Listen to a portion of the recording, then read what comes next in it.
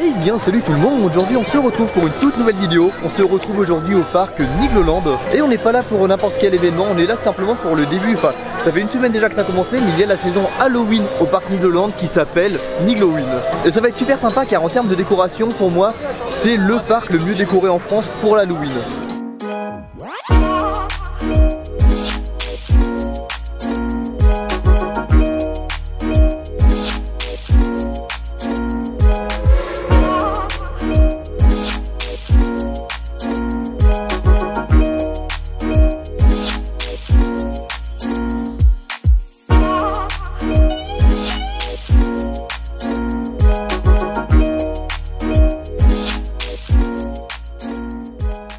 Bon et puis donc ça y est, du coup nous sommes dans le parc. Alors ce qui est bien aujourd'hui pour vous expliquer, c'est qu'il va y avoir pas mal d'animations sur le thème d'Halloween.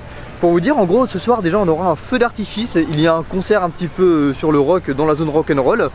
Et après il y a pas mal aussi pareil d'animation un petit peu globale, on a un spectacle de cirque qu'on ira voir aussi aujourd'hui. Et alors du coup ce qui est bien c'est qu'avant, pour vous expliquer tout ce qui est feu d'artifice, tout ça qu'il y a le soir, c'était uniquement pendant les vacances scolaires. Et là maintenant c'est vraiment étendu à toute la saison du coup Halloween, et puis uniquement là c'est la partie vacances. Donc ça promet quand même d'être une journée qui va être très chargée, car il faut savoir que Halloween à Nigloland c'est quand même vachement prisé et il y a beaucoup de personnes qui s'y rendent en même temps.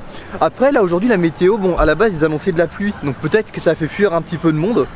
Mais bon, on verra en tout cas, mais j'espère qu'on n'aura pas forcément trop d'attentes non plus. Et puis là on part en direction de Noisette Express vers le fond du parc, c'est un petit family coaster.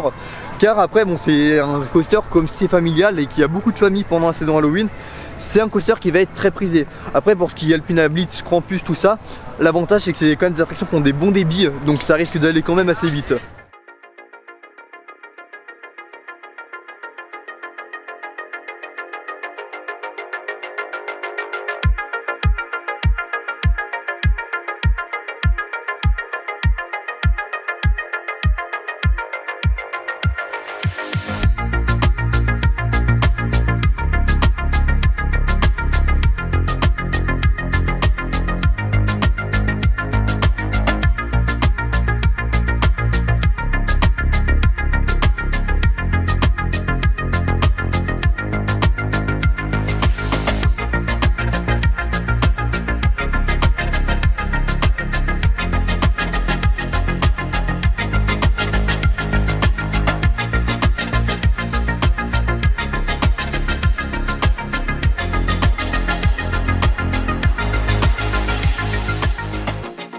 Donc là je sors de Noisette Express, alors vous avez vu on a fait Noisette Express, juste après on allait sur le Sheet Express. En gros c'est juste derrière, c'est simplement une Wild Mouse, un petit peu le modèle classique. Et sinon le parc en lui-même ouais, est toujours très bien décoré. Vous voyez ici ils ont rajouté des petites statues au niveau de Krampus Expedition, c'est super sympa, il y en a tout le long comme ça. Et non vraiment très belle ambiance, le parc est vraiment extrêmement bien décoré hein, dans plusieurs zones juste où on est passé. Et encore c'est pas ma zone préférée c'est vers le manoir hanté. Mais là tout de suite on va aller faire Krampus Expedition, comme il fait pas encore très chaud, au moins l'avantage il y aura pas trop de monde. Et je pense qu'après on ira sûrement manger.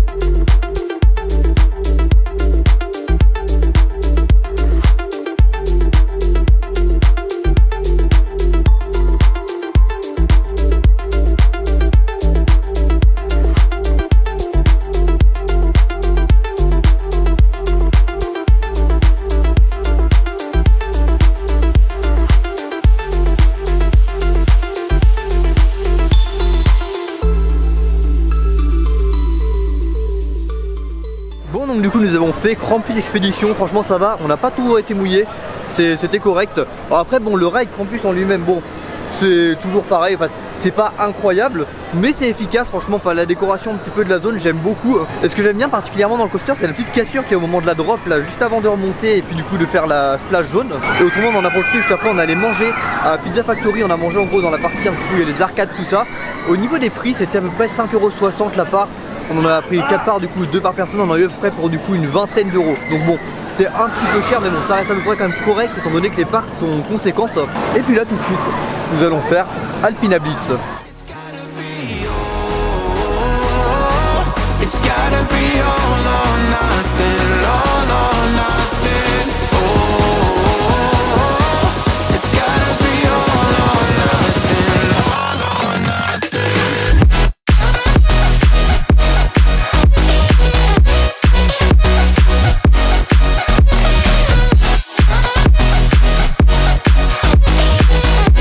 It's gotta be all or nothing.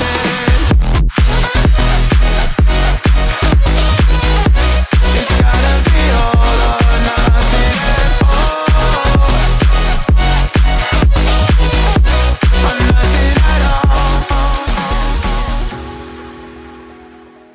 Bon, donc ça y est, je sors tout juste de Alpina Blitz. Alors franchement, Alpina Blitz, toujours un super coaster, vraiment c'est un coaster qui est surprenant étant donné qu'il n'est pas très haut, on va dire, par rapport à d'autres coasters.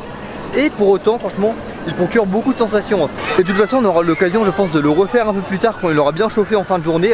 Et on pourra peut-être même le faire à la tombée de la nuit, ça pourrait être pas mal, étant donné qu'il y a le feu d'artifice le soir. Donc il va fermer un petit peu avant pour préparer. Donc là, on se trouve dans la partie un petit peu, la zone rock'n'roll. Alors on sort de cette zone. Là, sur ma gauche, on a Air Meeting. Et encore sur ma gauche, après, on a aussi un chapiteau qu'ils ont construit juste ici. Tout simplement car il y a plusieurs représentations de spectacles de cirque. Donc on ira voir ça un peu plus tard parce que c'est pas tout de suite la représentation, c'est à 14h30 et là il est midi et quelques. Et là du coup on se dirige vers le manoir hanté, je sais plus comment il s'appelle, ça doit être ça, je trouve que c'est juste le manoir hanté. Mais car faut savoir que pour Halloween ils rajoutent énormément de décorations et la file d'attente est magnifique.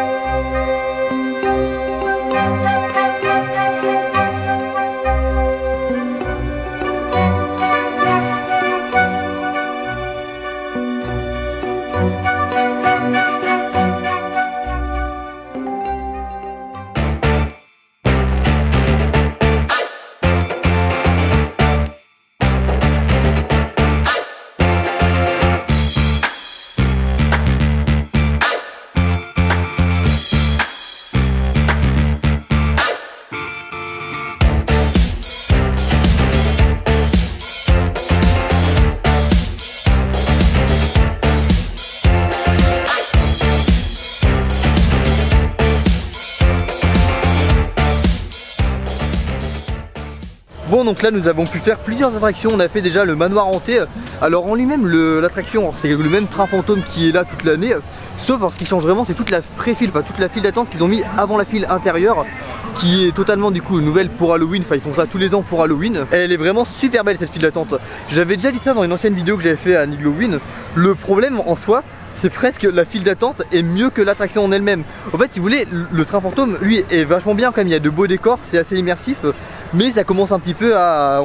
On sent que ça commence à être un petit peu vieux. Après, ce qui aurait été bien, je trouve, c'est peut-être pendant Halloween, peut-être rajouter des acteurs, je sais pas, au long du parcours dans le train fantôme. Je dis, ça aurait pu être plutôt sympa.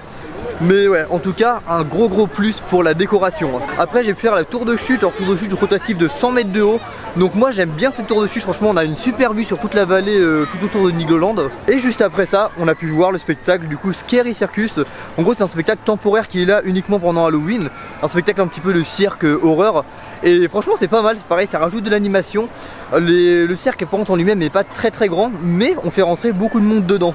Et puis là tout de suite on va aller faire la rivière des fées. Alors du coup c'est l'attraction qui est juste derrière moi, du coup les petites bouées ici. Alors c'est une nouveauté ça de cette année, on entend en plus en fond, et même une musique qui a été composée spécialement pour cette nouveauté. Enfin je dis nouveauté mais c'est plus une rénovation, étant donné que ça existait déjà, mais il a été retémé plutôt.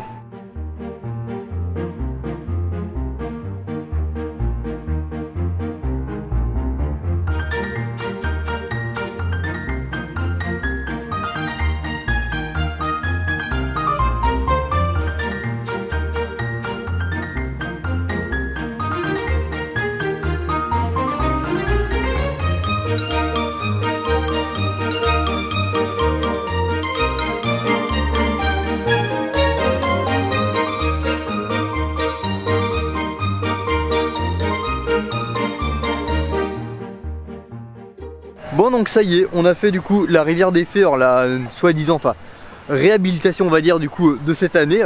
Et à côté de ça justement il y avait aussi l'attraction avec les ballons, je sais plus comment ça s'appelle. En gros ça fait des sortes de petits montgolfières avec des paniers. Il y a ça dans plusieurs parcs et là ils l'ont refait ça. Alors, soit ils l'ont refait l'année dernière ou soit cette année, je me rappelle plus. Mais c'est super sympa vraiment. C'est vraiment très esthétique, c'est bien fait au niveau du sol et tout. Enfin il y a vraiment beaucoup de finition. Et pour l'attraction qu'on a faite en elle-même, bon c'est vraiment assez basique. Par contre ce qui est bien c'est que c'est vraiment soigné au niveau des espaces verts. Ça reflète vraiment bien en général Nigloland, tout ce qui est espace vert. Franchement c'est super propre, c'est très joli, c'est vraiment fleuri. Bon donc là pas mal de temps s'est écoulé, je sais pas si vous voyez un petit peu derrière, les attractions sont allumées, on a la grande roue qui est éclairée. On a la tour de chute derrière moi aussi qui est éclairée en rouge, c'est super sympa. Car la nuit commence à tomber, on se rend pas forcément compte à la caméra étant donné que ça rajoute un petit peu de lumière. Mais ce qui est super sympa déjà, on a pu faire plusieurs tours d'Alpinabit de suite avec à peu près du 5-10 minutes d'attente grand max. Et je tiens à saluer les opérateurs franchement qui font un super travail. Car Alpinabit, les trains là ils tournent à 2 trains et ça n'arrête pas. Le train n'a même pas le temps de rester en zone de frein qui rentre directement en gare. Vraiment ça enchaîne sans cesse. Ce qui fait qu'on avance quasiment tout le temps dans la file d'attente. Et puis là on va aller voir un petit peu au niveau du village rock'n'roll juste là-bas. Tout simplement car il y a un petit concert de rock, on va aller voir un petit peu ce qui se passe. Normalement il y a Spatial Experience, il reste un petit peu ouvert, on va en profiter pour le faire, on ne l'a pas encore fait aujourd'hui.